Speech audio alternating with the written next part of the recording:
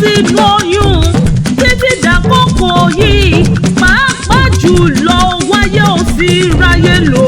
Ọlọ́run ọba làbá ọgbẹ́gà, ọba tó lóhùn yóò ṣàánú fáwọn tóhùn yóò ṣàánú fún. Àánú Elédùmarè wá ní ká kúrò lórí rẹ̀ láṣẹ Elédùmarè. Aya Pásítọ̀ Ìdòwú Awóṣìkà, aya wọn nílùú Ondo. Mo ní ọmọ mẹ́kànjọ́gọ́jọ́ tún rẹ̀ lóde. Ọkọ rẹ̀ lọ́mọ Ondo ẹ̀ kí mọ̀ gún.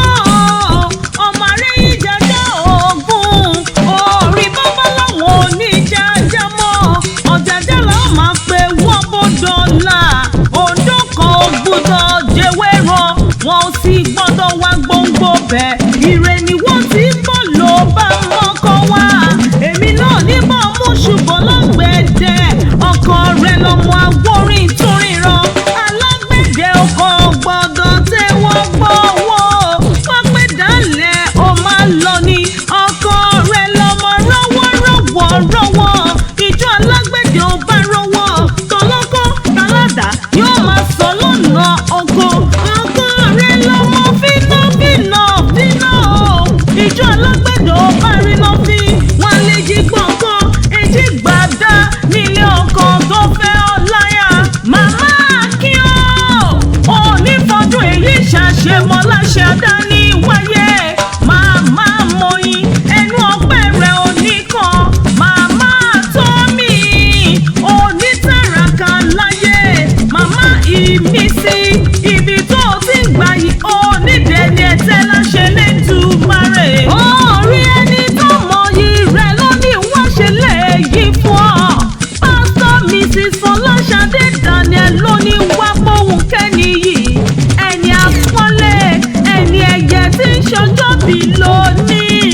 Àní aláṣẹ àtolùdarí alága JSL ló pè mí sórí aago.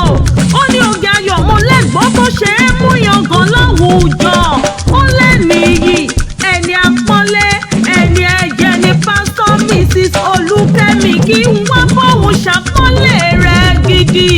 Alága JSL ní kí ikú palẹ̀ mọ́ July 11 tí ń ṣègbéyàwó ọmọ yìí. Ọlọ́jọ́ kò ire láṣẹ Elédùmarè. Ìgbéyàwó náà yóò sì láyọ̀ púpọ̀ nínú. Alága JSL lóhùn mọ rírì yín gidi. Àní Pásítọ̀ Mrs. Fọláṣadé Daniel ní kí ọ lórúkọ gbogbo ọmọ ìyá ẹlẹ́pọ̀ descendant. Wọ́n lọ ṣe yìí ṣàmọ́dún. Àṣàmọ́dún ṣẹ̀mí nínú ìdẹ̀ra. Alága JSL wá ní kí hàn bí ológun ẹrú. Ó ní kí hàn bí ọlọ́gbọ̀n ìwọ̀fà. Ó ní kí hàn bí ẹlẹ́gbẹ̀rún ọ̀kẹ́. Ọmọ ọdún tán ó ní mọ́dẹ̀lẹ̀ bàbá tó bí ọlọ́mọ nílùú Ègbá. Ọmọ ọdún tán mo ní ọmọ bẹ́tí bẹ̀lẹ̀ jẹ́ ó gbọ́ mi ilé ti yá. Ǹlẹ́ ọmọ Ègbá mọ́lí ṣàbí ó. Ọmọ Ègbá mọ́lí ṣàbí ọmọ agbóǹgbò àkàlà. Ìwọ lọmọ erin